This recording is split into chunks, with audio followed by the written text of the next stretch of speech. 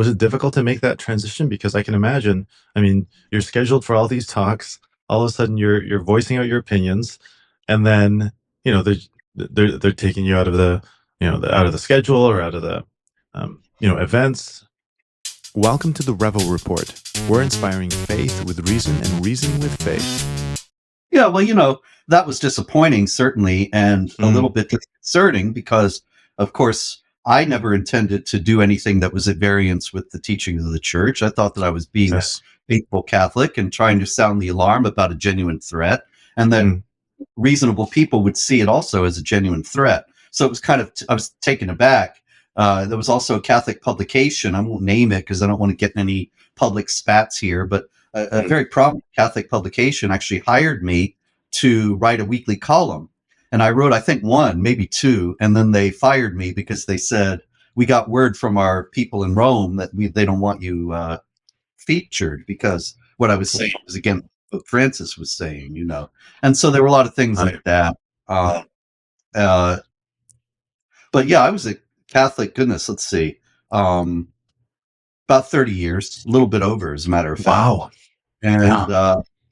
And but it was not actually a big transition. I mean, it was a big transition in terms of a lot of friction with people I had known and respected. Right. Certainly true. But I was a Melkite Greek Catholic, which means that in my church, we celebrated what is essentially the same liturgy as the Orthodox. And it looked like an Orthodox church. You wouldn't know it was a church, except that it was institutionally connected with the Pope of Rome.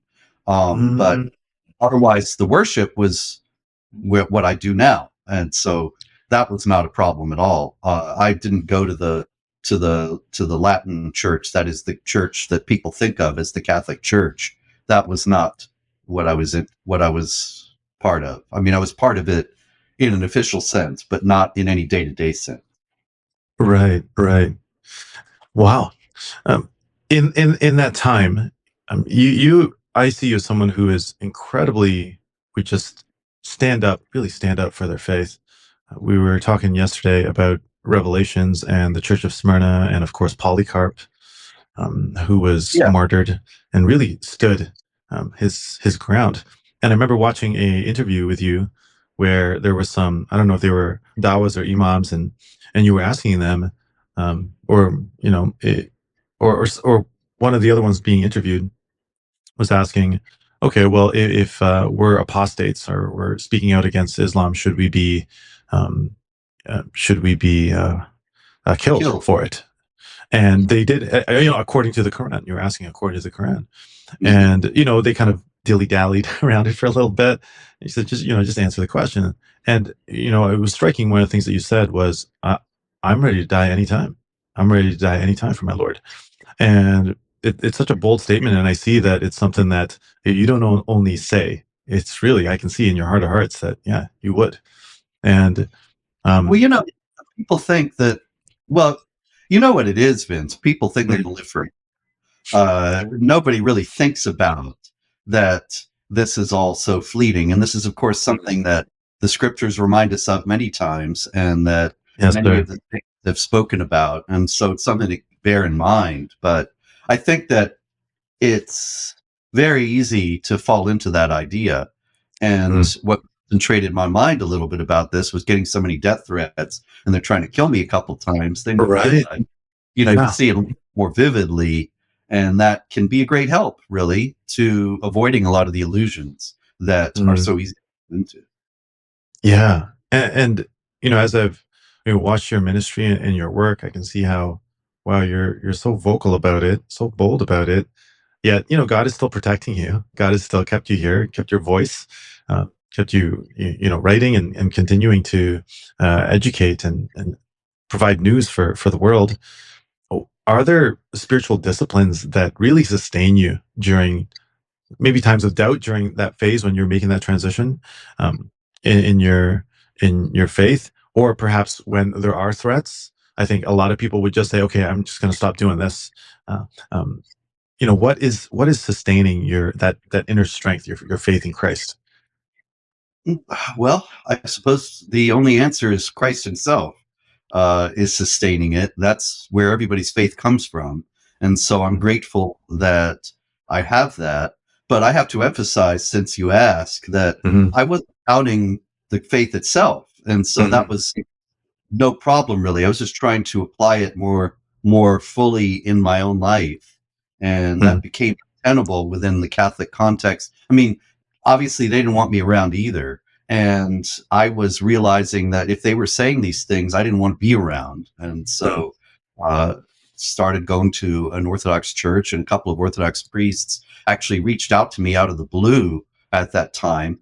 Two Wow. people I did not know, and they both separately contacted me and were very kind and helpful. And so I'm grateful to God for them. But there was another thing. I'm sorry. There was another part of what you had asked, and now it's slipped my mind. I apologize. Getting old. Yeah, yeah, yeah. Any spiritual disciplines that you Oh, have that, yeah. well, I mean, obviously, I try to keep up regularly and pray, and it was Mm, very important to me to be able to maintain a connection with the Divine Liturgy, which I think is the greatest thing in the world. mm, And it really, it's if you've never been, you should go. It's the most extraordinary thing on the planet. There's nothing like it. I can tell you that the Prince of Russia, Prince Vladimir of Kiev, who made Russia Christian in the year mm, 988. Because in those days, if the king said, we're all Christians now, then the people just said, oh, we're all Christians now. And this happened all over the world. It wasn't just in this context, but he was looking for a suitable religion for the Russians. And he mm, sent emissaries out to Europe, to the Middle East. He sent them to mosques. He sent them to Roman Catholic churches and to the Orthodox Church par excellence, the Hagia Sophia in Constantinople, which is still there. It's been converted to a mosque now. And mm, those days, of course, it was the leading church in the Christian world. And so the emissaries came back from Germany, I think they were in, and they said, we went to the mass, and it was whatever it was. I forget exactly what they said, and I don't really want to run everybody else down. But in any case, when they went to the mosque and they made a similarly unenthusiastic report, but when they went to Hagia Sophia, they said, we did not know if we were in heaven or on earth. It mm. was such an extraordinary experience. And that's really the case at any divine liturgy on any Sunday in any Orthodox church. And so that's very important to me to be able to pray and worship in that way. And I think that's certainly been sustaining through the years. This is kind of unpleasant work to do, tell you the truth, to be trying to sound a warning about a threat that people don't recognize to be a threat at all, and they think you're just evil or nuts or hate filled or whatever. But of course, the Lord warned us about that sort of thing and said that if the world hates you, just remember it hated me before you, and so on. And so these things, I'm not really surprised, but certainly the to be able to pray in that way has been sustaining, and I don't think there's anything like it on this earth. We were talking about death threats earlier, and I'm just wondering how that danger really shaped your relationship with God, maybe your understanding of what it is to live for God. Mhm. Well, that's I kind of touched on that before. That the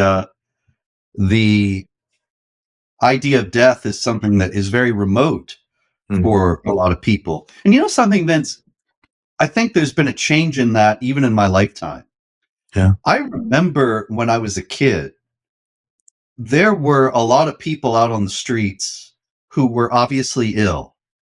And I remember seeing people with big goiters on their necks, and people with terrible growths and things like that. You don't see that anymore. I don't know if that's because Mm, these things have all been cured, or if the people who suffer from them are kept more out of sight, or maybe I'm just older and I don't pay as much attention as I did when I was 5 years old and staring out at everything that was in the world. I don't know. But in any case, it seems to me that it's a lot easier nowadays to get into that illusion that I referred to before, that you're never going to die. Yeah.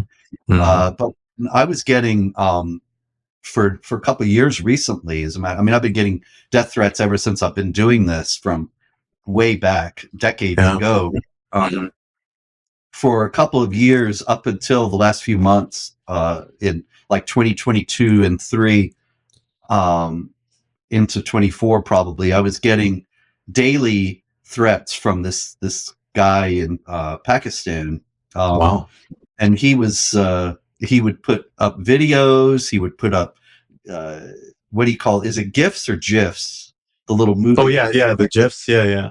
The And pictures that but they're video form?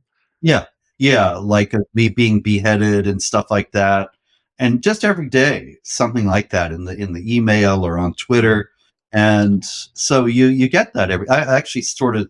I mean, he's kind of interesting guy, that he'd be so deeply committed to his own faith that he thinks he's being righteous as he Mm. be all this bloody stuff. But Wow. uh, it certainly is a good reminder, as the saints remind us, memento mori, remember death, and this Mm. is something that can concentrate one's mind to a certain degree. That Mm. it's easier to do things that a lot of people would never consider doing, like Yeah. people have asked me all through for over 20 years now, how is it that you can do this if they say they're gonna kill you, and they may Mhm. well do today. I think, Yeah. well, I'd rather die standing up than live on my knees. I'm not going to submit to this evil. I'm going to stand up against it. And it's not as if I'm not going to die if I don't do this. Mhm. And I think a lot of people do kind of think that deep down, that they're not really going to die. They're going to be somehow an exception. They're going to be around for, Mhm.